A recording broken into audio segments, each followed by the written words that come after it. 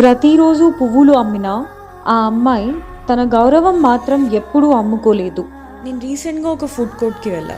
Night ఒక 9 PM అయింది. తినేసి వెళ్ళిపోదామన్నప్పుడు ఒక చిన్న పాప అప్పుడే పూలు అమ్ముకుంటూ వచ్చింది. ఒక 10 years ఉంటుంది తన ఏజ్. నేను బైక్ స్టార్ట్ చేస్తున్నప్పుడు తను వెనుక నుంచి నన్ను పిలిచింది. పూలు కొనుక్కోండి అని చాలా దీనంగా అడిగింది. తన మొహం చూసి బాధేసి, అంత చిన్నపిల్ల పడే కష్టం చూసి ఒక పువ్వు తీసుకుందామని అడిగా. ఎంతమ్మా అంటే 30 rupees అంది. అనగానే నేను ఒక పువ్వు తీసుకున్నాను. తనప్పుడు ఇంకొకటి తీసుకోండి, దాంతో వచ్చే డబ్బులతోటి నేను అన్నం తింటాను, నేను అసలే నిన్న రాత్రి నుంచి ఏమీ తినలేదు అంది.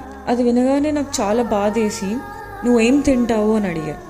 తను దానికి ఏదైనా పర్వాలేదు అంది.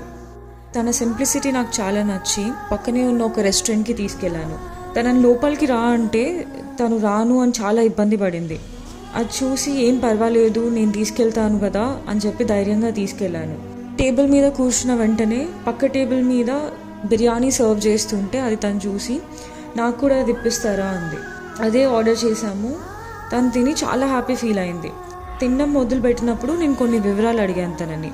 అప్పుడు వాళ్ళు ఒక రోడ్ సైడ్ ఉంటారని, వాళ్ళ నాన్న ఆడపిల్ల పుట్టిందని చిన్నప్పుడే వదిలేసి వెళ్ళిపోయారని చెప్పింది. అప్పటి నుంచి తను వాళ్ళ అమ్మ పూలు అమ్ముకుంటున్నారని, దాంతో తను పొద్దున గవర్నమెంట్ స్కూల్కి వెళ్ళి రాత్రులు తను కూడా పూలు అమ్ముతుంది అని చెప్పింది. అది విని వాళ్ళ అమ్మకు కూడా ఒక పార్సల్ తీసుకెళ్ళమని చెప్పాను.